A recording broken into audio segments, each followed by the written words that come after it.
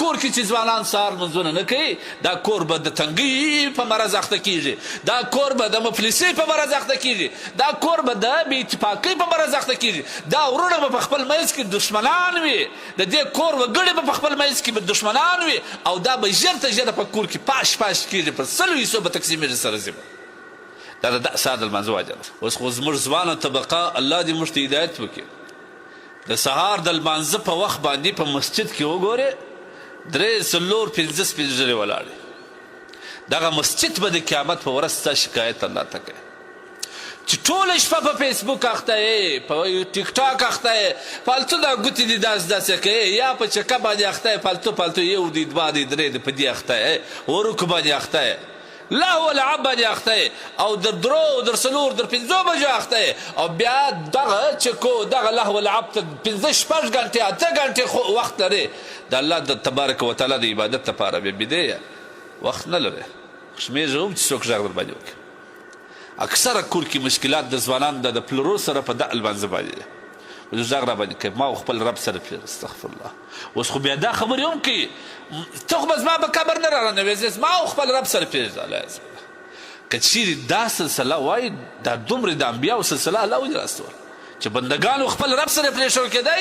هر څه چې بنده کول الله به سزا ورکړي، نو دا سلسله د بندګانو دغه د انبیاو د الله ولې راستول؟ الله ولې په قرآن کې وایي ادعو الى سبیل ربک بالحکمة والموعظة الحسنه. سهار بدی دا ټول کور په دا نحوست باندې ککړ کې، لکه حدیث مبارک کې راځي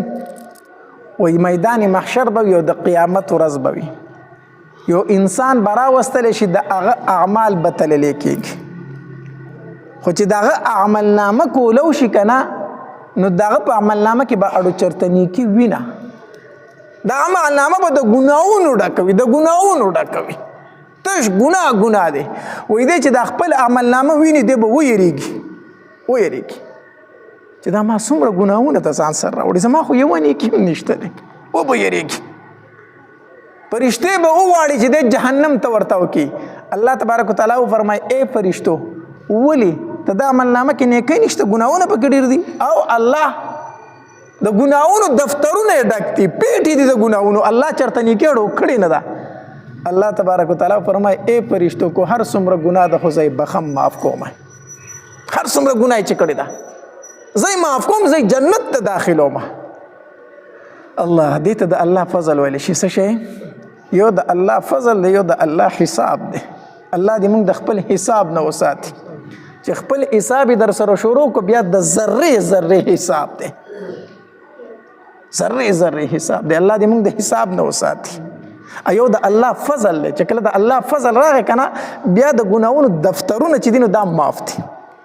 الله تبارک وتعالی وفرمایي زه یې معاف کوم ای فرشتو کو هر څومره ګناه دی، زه جنت ته داخلوم،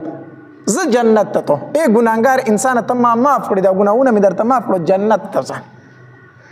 الله دی چې د جنت ته روان شي که نه او د خپلو ګناهونو ته ګوري نو ځان به ورته ملامت ښکاره شي. کله ناکله یو انسان بل انسان له دومره مینه ورکړي چې سړی ملامته غوندته شي،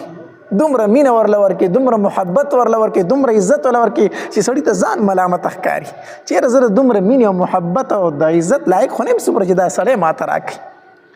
الله تبارک وتعالی به دې انسان له دومره مینه او محبت ورکړي چې زه دا ټول ګناهونه مې درته معاف کړه، جنت ته ځه.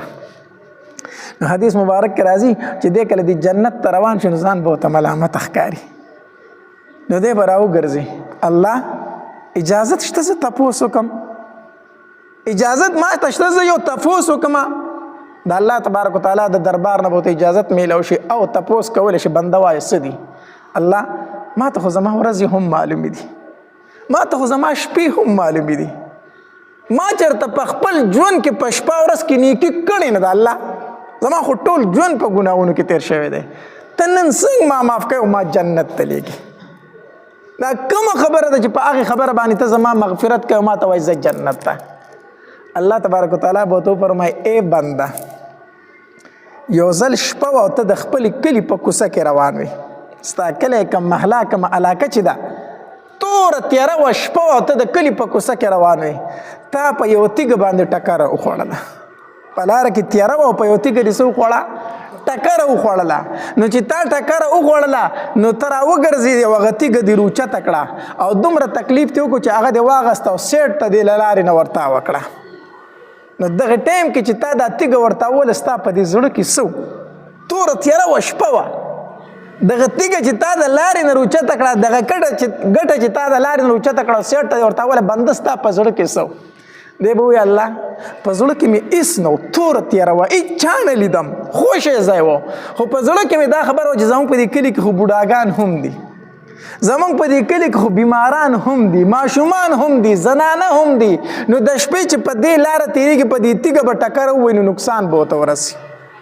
نو ما هغه ګټه راواغسته سیټ ته مې ورته وکړه چې د الله بندګانو ته پې تکلیف نه رسي الله تبارک وتعالی به تو فرمای اے بنده تا د شپې په توره تیاره کې زما د بندګانو دومره غم کو دومره پې خفه کېدې نن زه د قیامت په تور تمونو کې په تا خفه شوم او ستا مغفرت مې وکړو صرف د لارې نه په ګټه لرکولو باندې چې په زړه کې او په نیت کې دا و چې په دې باندې د الله یو بل بنده ته تکلیف ونه رسي بل مسلمان ته په تکلیف ونه رسي صرف په زړه کې دا خبره وه په دغه یوه خبره باندې د هغه څه نصیب شوه مغفرت نصیب شو الله یو خو دا دی چې ګوره اعمالو کې اخلاص شرط دی څه شرط دی اخلاص شرط دی شرط د احد د غرم نه سره سپین دي خرج کړو خو چې اخلاص پکې نه و د الله په دربار کې مقبول نه دي قبول شوی د الله په دربار کې یوه کجوره دې ورکړه خو چې اخلاص پکې و د الله په دربار کې دا څه ده قبول ده اخلاص شرط دی دې په توره تیاره کې شپه وه څوک خو ونه او دا ګټه ده لرکوله دا تیږې لرکوله خو په زړه کې اخلاص موجود و که نه نو په اعمالو کې لازمي څه شی دی اخلاص دی اخلاص دویم دا چې د الله په بندګانو باندې کم انسان خفه شو الله په هغه څومره خفه کېږي څومره رحم پې کوي څومره مهربانه دی پې الله دې زموږ په حال باندې رحم وکړي مونږ چېرته د یو مسلمان خیر لټولی دی مونږ خو چې ګورو چېرې دی به څنګه په تکلیف کې کېږي دی به څنګه په مصیبت کې کېږي دته به تکلیف څنګه رسي دته به مصیبت څنګه رسي یاد اوساته ټوله ورځ منځونه کوي د شپې په تهجدو باندې ولاړي تلاوتونه کوي حجونه کوي عمرې کوي خو که دا زړه دې صفا نه و په دې زړه کې د بل مسلمان تخیرې و دلته بغض و دلته کینه وه چې دا پلانکی به زه څنګه خرابومه دا ټول اعمال دې بېکاره دي ګورئ دا د الله په دربار کې قبول نه دي الله په خپلو بندګانو دومره خفه کېږي رسول الله صلی الله علیه وسلم صحابو ته دا وښوله وی ای زما ملګرو د الله نه مه غافله کېږئ ډېره خندا مه کوئ ډېره خاندئ مه د انسان دا خندا بې موقع او بې محله هسې بېڅه خندل دا د غفلت نښئ یو خو تبسم دی مسکا چې ورته موږ پښتو کې وایو دا ګورې د ښو اخلاقو نمونه ده رسول الله مبارک په هر وخت مخ مسکي و تندې به نه راچې چې هر وخت تندې ګونجې کړي او تندې دې راچولي نه تندې ګونجې کول او تندې راچول دا بد اخلاقي ده مخ باندې خشاشت او بشاشت او مسکا ساتل دا خوش اخلاقي ده دغه رنګې خوش اخلاقي به کې لیکن دا بیتولې خندېدل او دا بړقا کول او دا مستی کول او هر وخت کې ګپې شپې او خندا کې لغړېدل رسول الله مبارک صحابو ته وی دا مه کوئ ځکه دا د انسان زړه مړ کوي او انسان پړه کې غفلت پیدا کوي